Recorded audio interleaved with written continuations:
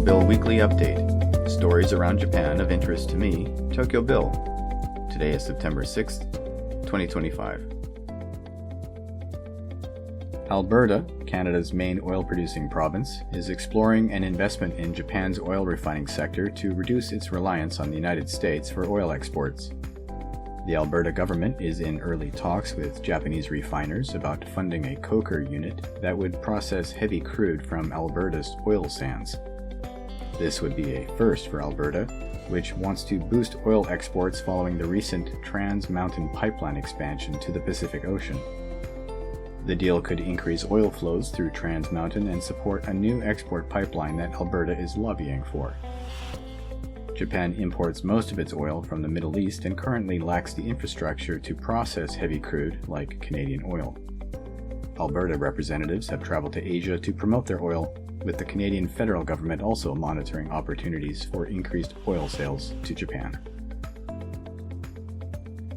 The death of a hiker recently has made people in Hokkaido realize they have become too comfortable with bears around and are not keeping a safe distance from wildlife.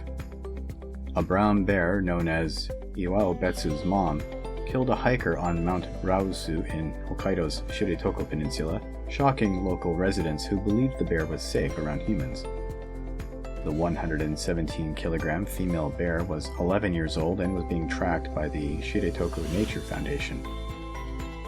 Recent incidents involving this bear included approaching hikers and following one who eventually used bear spray to deter her approach, raised concerns about her behavior.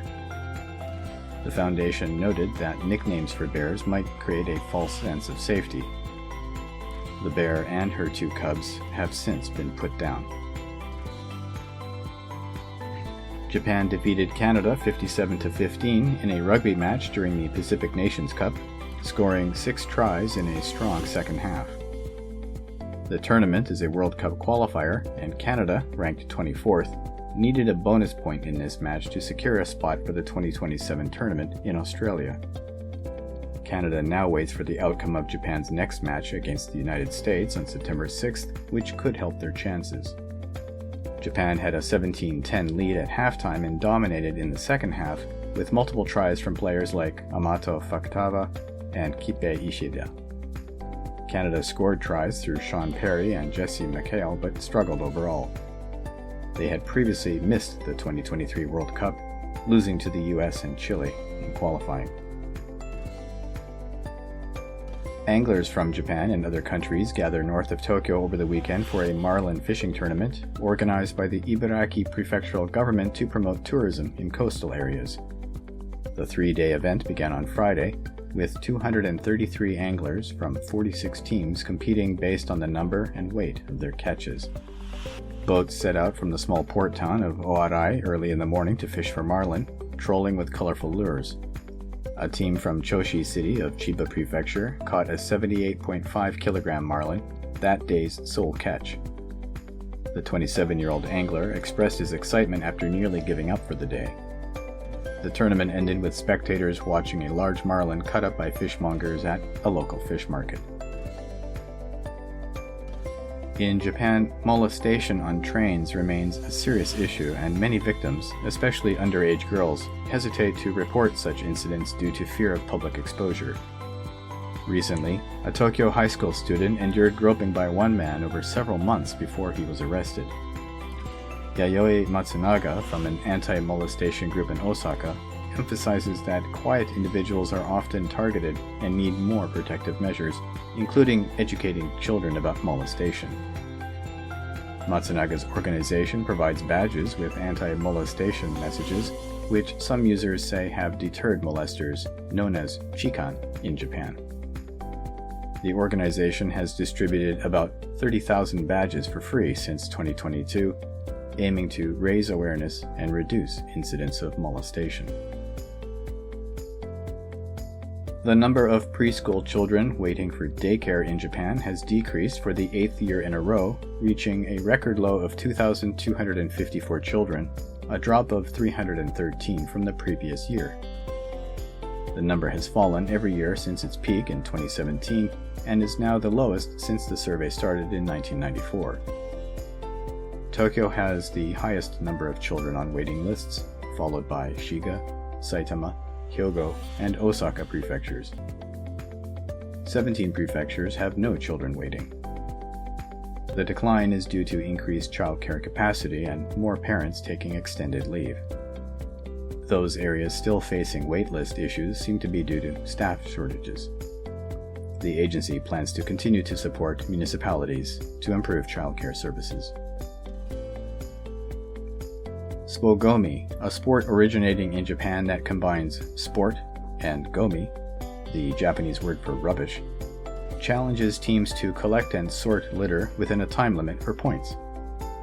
Australia recently held its first World Cup qualifier at Manly Beach, where 30 teams competed for a chance to represent the nation in the upcoming 2025 World Cup in Tokyo. The sport, invented in 2008 to make waste collection more engaging and raise environmental awareness, penalizes certain banned items and requires team members to stay within 10 meters of each other. Despite the competitive nature, many participants join for the novelty and to contribute to a cleaner environment, as evidenced by the significant amounts of litter, particularly cigarette butts, collected during the event. The chairman and CEO of Suntory Holdings has resigned amid an investigation into his alleged purchase of a possibly illegal dietary supplement. Head of Japan's second-largest beverage maker, Takeshi Niinami is a prominent business leader and has long served on the government's Council for Economic and Fiscal Policy. Suntory President Nobuhiro Tori apologized for Niinami's resignation and stated that his actions suggested a lack of awareness regarding supplements and a lack of consideration of compliance, making it unable for him to continue in his role as chairman. The supplement, a cannabis derivative used for pain and sleeping issues, was reportedly sent from the US by someone Niinami knows. Niinami himself has claimed he thought the supplement was legal. An Australian Instagrammer has angered the public by consuming a canned drink left as a grave offering. The selfie video, filmed in a cemetery, shows Lockie Jones deciding by coin toss to take the can of Chu-Hai, a fruity alcoholic beverage, and going on to drink it. In Japanese culture, offerings at graves are made to honor the deceased, and consuming them is considered incredibly disrespectful. The cemetery selected is located near Aokigahara Forest, well known for the number of suicides taken place there, perhaps justifying his disrespectful rant against Japanese mental health while guzzling the deceased beverage, leaving some cigarettes as a replacement. Following the backlash, he later posted an apology but included some rather backhanded comments about Japanese culture.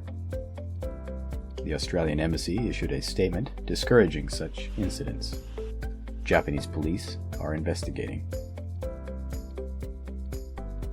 Japan's health ministry has stated that over-the-counter morning-after pills will not have age restrictions or require parental consent, following a Liberal Democratic Party proposal last week.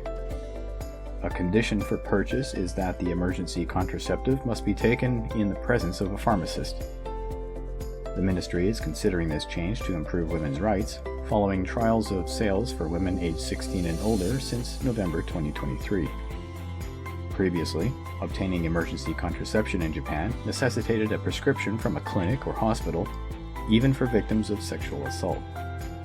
Morning-after pills are effective in preventing pregnancy when taken within 72 hours of unprotected sex, and improved access is expected to offer crucial protection to rape victims and potentially reduce abortion rates. The Asahi Shimbun won an award for outstanding journalism from the Japan Newspaper Publishers and Editors Association on September 3rd. This was for revealing misconduct by Japan Post, including reports about excessive fees and falsified reports regarding driver sobriety checks. After their inquiry, Japan Post updated its penalty standards, and the Transport Ministry suspended their truck license due to the roll call scandal. This is the second year in a row that the Asahi Shimbun received this award. Other winners included the Shinano Mainichi Shimbun and the Hokkaido Shimbun, among others. An awards ceremony will be held on October 15th in Tokyo. Japan Engine Corporation, J-Eng, has introduced the world's first commercial ammonia-powered ship engine, marking a significant advancement for cleaner maritime transport. This dual-fuel engine can operate on both ammonia and heavy fuel oil, contributing to reduced greenhouse gas emissions and aiming for near-zero emissions. The engine has undergone rigorous testing, achieving a 95% ammonia co-firing rate and demonstrating over 90% reduction in greenhouse gas emissions compared to conventional engines. It is scheduled for installation on a gas transport ship's first commercial voyage next month. J-Eng is also developing a larger bore engine for future operations by fiscal year 2028, moving further towards global carbon neutrality goals. Japan relaxed its gun rules on September 1st to help hunters use rifles in residential areas due to a rise in bear attacks. Since April 2025, 4 people have died from bear attacks, approximately 85 injured. Increasing encounters with bears are linked to blurred human-bear boundaries and disruption of hibernation patterns. Also, rural depopulation and an aging population means there are fewer hunters to control bear numbers, with 5,000 bears killed, down from over 9,000 the previous year. The new rules allow local officials to let hunters use rifles in emergency situations when called for. Family Mart has opened a new store called Famima, dedicated to its clothing line, called Convenience Wear. This move reflects the significant expansion of their fashion offerings. The store, which opened in Tokyo on September 1st, features most of Family Mart's approximately 150 clothing items. Unlike typical convenience stores, Famima offers samples of clothing for customers to try on and mirrors, just as any retail clothing store. The initiative is led by fashion designer Hiromichi Ochiai, who aims to elevate Family Mart beyond its convenience store identity. This expansion occurs amidst challenges in the Japanese convenience store sector, including a shrinking labor market and rising costs, suggesting Famima could be a strategic diversification for Family Mart. Prince Hisahito, the nephew of Emperor Naruhito, will have his coming-of-age ceremony on his upcoming birthday, September 6th. This is the first ceremony for a Japanese imperial prince in 40 years.